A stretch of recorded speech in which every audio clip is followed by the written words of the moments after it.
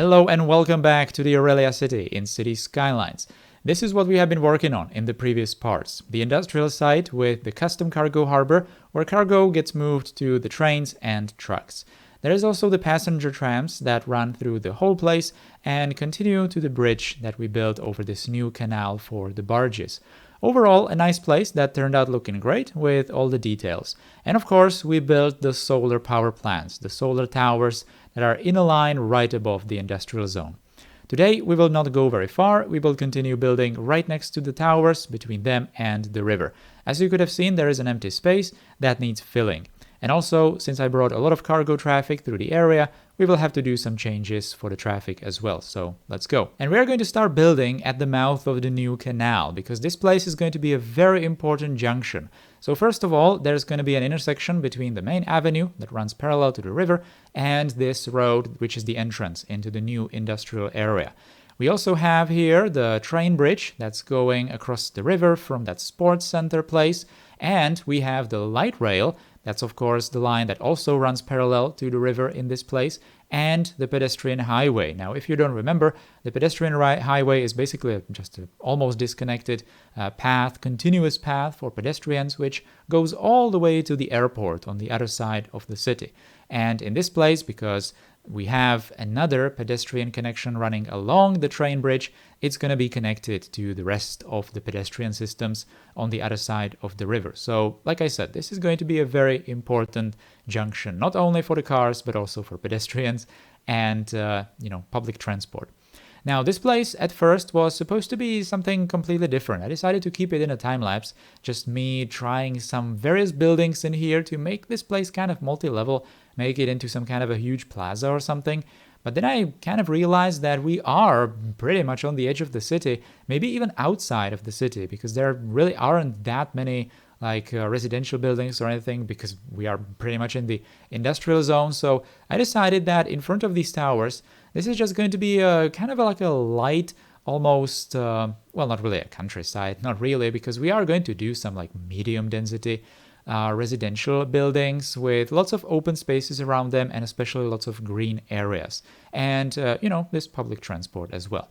So eventually this junction is going to have lots of like nature detailing, lots of rocks, especially because I really enjoy doing those lately, and just trees absolutely everywhere. And I can already say that it actually turned out looking okay. It was a good decision. And we're going to do some kind of a multi-level, like a higher density area actually on the other side of the canal. So it's basically like a bit of a compromise. Anyway, this is going to be a very important project. So what I'm doing here is basically a small little transfer station between the trains and the light rail. On this little peninsula, the light rail is running parallel to these tracks, even though the light rail is having slightly more frequent stations in here, because that's kind of the point of the light rail compared to the trains. The trains are supposed to be a bit more high speed. So this is going to be one of the two stations around here for the trains. The other one is obviously the transfer station that we have done some time ago already, with the parking lot, and also the transfer between the other tram line, the one that we did in the last episode, the one that runs through the new industrial zone. But anyway, back to this station. So since, like I said, this place is going to be almost rural looking, I really wanted to make this station kind of small. And since I already did the tutorial on how to make completely custom train stations, why not make a completely custom train station? So at first, I just took the station tracks for the railway collection, of course, so that they match with the rest of the tracks in my city, and I placed them over here. I did 2 of them so that we're going to have these platforms like this. Now, these platforms, I think, are made by Titan. They're networks, which is amazing because I can use them curved along these tracks. That's kind of an important detail, I suppose, that the entire station is going to be curved, which is just going to, create something more interesting. You don't really see curved station all that often, right? So it's going to be elevated above this pedestrian entrance, let's say, and it's not going to have any stairs or elevators because it's not really that much elevated. It's just going to have this, I think this is actually a vanilla path from Park Life that's going to lead all the way to it. And this was really straightforward. These are just 2 segments of the path, and they were built exactly like I showed you in the tutorial. So have to build it exactly to the middle of the tracks and then just use move it to move it around. And it's going to be working absolutely fine. Then we are doing some kind of these retaining walls, which are mostly just going to form like fences around the platforms, but also these kinds of planters that I'm later going to fill with trees and, well, actually not trees, but just flowers. But I think I'm going to do that actually later, quite later into today's build, because at this point I really wanted to just get the rough shape of the station done, because as always, this is kind of the main project of this overall area. So I need to have the rough shape done in order to continue and have a better idea how the rest of the places need to look.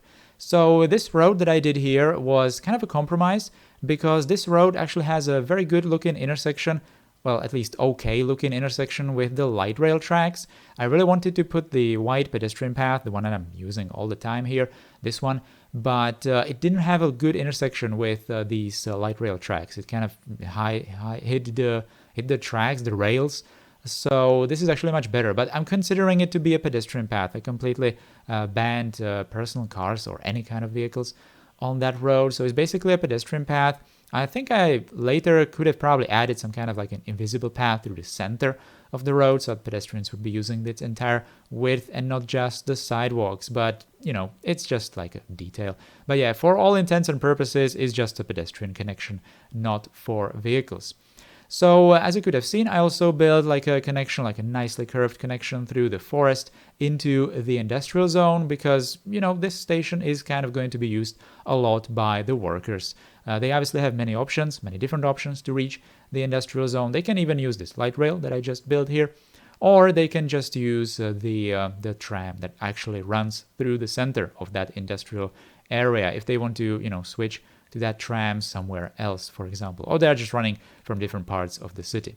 The point is that there are just many options, many public transport options to reach not really just this place, but pretty much the rest of the city, even from this area, right? So that's pretty much it.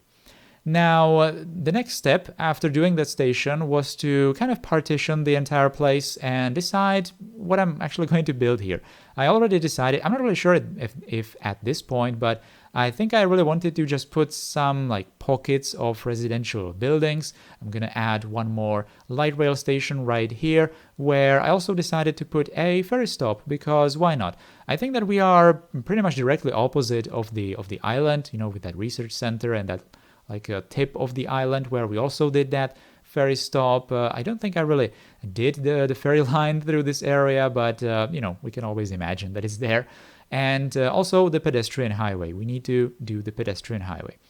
So this portion of the pedestrian highway, this continuous road that's running all the way from the airport, we're actually going to end it today by that main road that is leading to the bridge leading then to the research center area, kind of. So, and continuing to the university on the complete other side of the main river, so that at today or by today it's going to be completely done.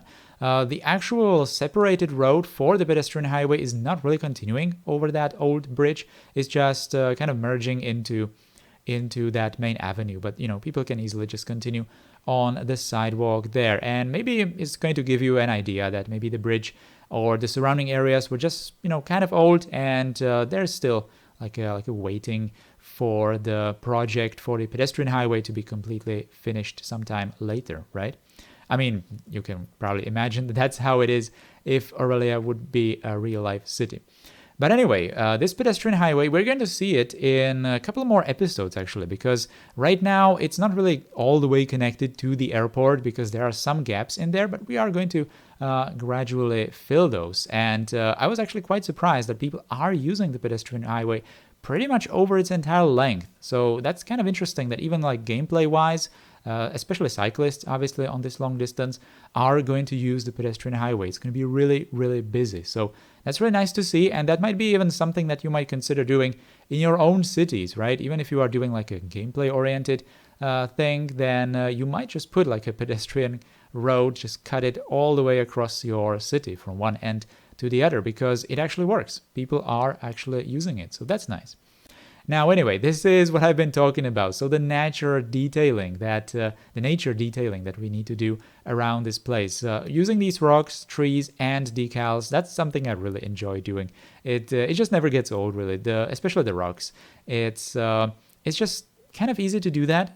The rocks are kind of big, so you don't need to place that many of them. They fill a huge area, and they're just good looking right from the start. Yeah, sure, you're gonna do the decals and trees later, so to make it complete, but even the rocks alone are just looking really good. You kind of need to do some landscaping, which I did right there, so that the rocks make a bit more sense in some of these places. But once you do that, you can really do these nature looking areas quite fast and quite well. So some of those buildings in this place. Oh yeah, and this is the connection back to this main avenue on the old bridge like I was talking about. It then kind of goes over that little entrance into that industrial zone, and that's pretty much it for it. Now when I moved over to this part of this peninsula, I noticed that we have quite heavy traffic. So I had a couple of options. I could have just added some more traffic solutions in this area, or I could have just played and kind of micromanaged a bit more some of these intersections. And that's exactly what I did, because in Aurelia, I'm kind of having an opposite struggle of what usually people struggle with, right? I usually don't have enough traffic, so that some of my intersections or interchanges are looking kind of empty and not exactly all that, lively or something. So whenever I have kind of heavy traffic, I'm actually like, yay, cars, finally we have vehicles. And that was exactly the case for this place. So I eventually decided that I'm really going to micromanage that one intersection and a couple of other intersections that you could have seen on the main highway, the elevated one, over that slightly older part of the industrial zone. I'm later going to show you that, show you the flow in the cinematics, because it's kind of really satisfying. It took a really long time to just fiddle with all the settings for the custom traffic lights, but eventually I kind of got it right almost. So it's just looking good, how the traffic is just nicely flowing through the place. And even that intersection that we built right at the start of this video is actually going to be really busy. I didn't do like a custom traffic lights there because it was kind of okay, but overall it's just good. It's just good that we have so much traffic. Now the traffic in here in this place is mostly because of that fake, well, it's not really fake, it's a functional, but it's kind of a fake entrance, the spawn point. If you remember when we were doing the cargo harbor, I just copy-pasted the spawn points inside of the buildings so that we have some cars just spawning there, and it kind of looks like the traffic is originating from the cargo harbor. Maybe it got transported from the boats. So that's bringing a lot of volume of traffic into not just the industrial zone, but pretty much the rest of the city. So that intersection that I had to kind of optimize, that was basically an entrance to the rest of the city, especially this part, this half of it on this side of the river, because this main avenue, this one is going to be, and it is still, and it is going to be even in the future, the main entrance and the only entrance into this half of the city. All right. So yeah, that kind of traffic optimization, it wasn't really like super difficult, let's be honest, but it just contributed to the overall nice feel of the place. I really like watching traffic. Now, like I explained in that cargo harbor video, it's not necessarily something that I would like to see in real life, obviously, but in the game, just watching cars efficiently go, or somewhat efficiently go on some custom intersections, that's always kind of satisfying, isn't it? So I finally returned. I finally completed doing all the buildings. It wasn't really all that special doing all those residential blocks. I mostly skipped that, but now I returned to this nice little train station and finished it with some of the details, some of the borders with the glass, for example, and the timetables and flowers. And also I added this path right under the ridge with the solar towers, which might be used by people from, living in this place if they are working inside the industrial zone. So they don't really need to use their cars or just go around the place. This is the transition, and as you can see, we actually expanded this place quite a lot.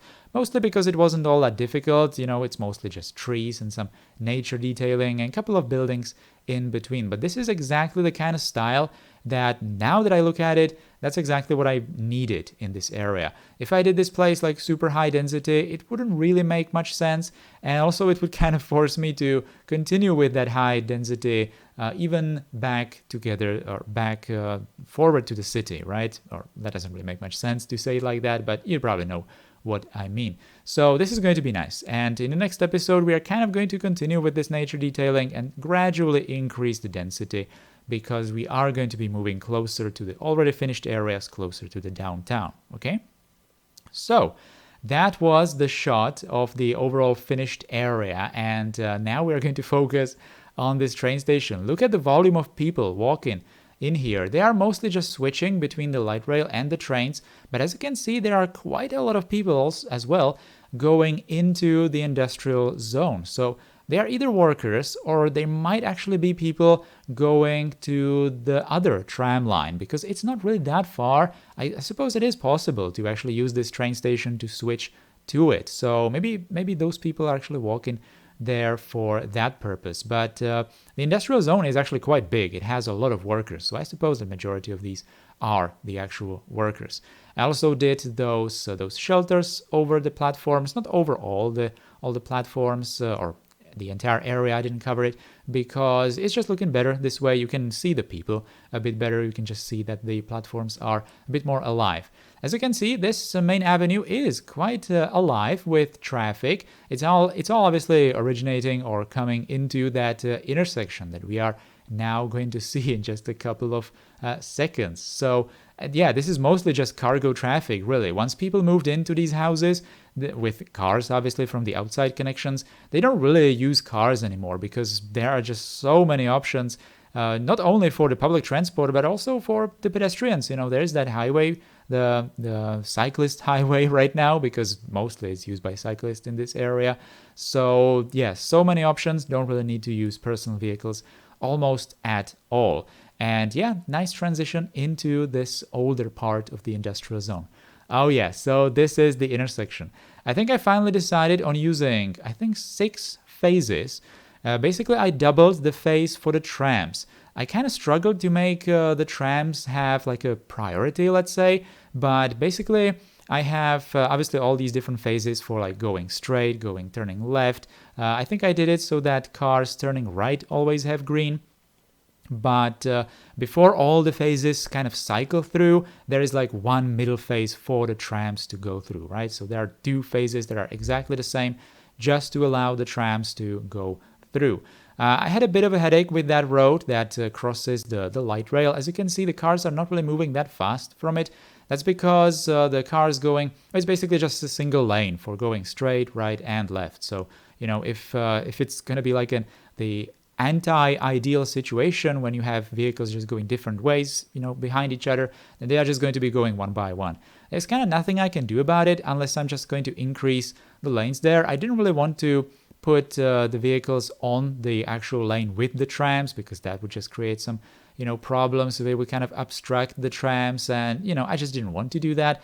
But that road is not really that important, because I eventually, I think in the last episode even, I banned completely cargo traffic from that bridge, because it would just go into the industrial zone, which I didn't want to. There are different entrances for that, and it kind of cleared. So it's mostly just personal cars going from maybe that parking lot right next to this hub, or just services, like garbage trucks and stuff. And that's usually fine, because there are not that many of them. Anyway, that's going to be all for today's video. Next week, we're going to see the first-person ride from Altengrad, and then we're going to return to Aurelia and finally finish this part of the city on this side of the river in the 2 next episodes, okay? So stay tuned for that, guys. Thank you for watching today's episode, and a big thanks to all the channel members, the channel supporters. Thank you again, and goodbye.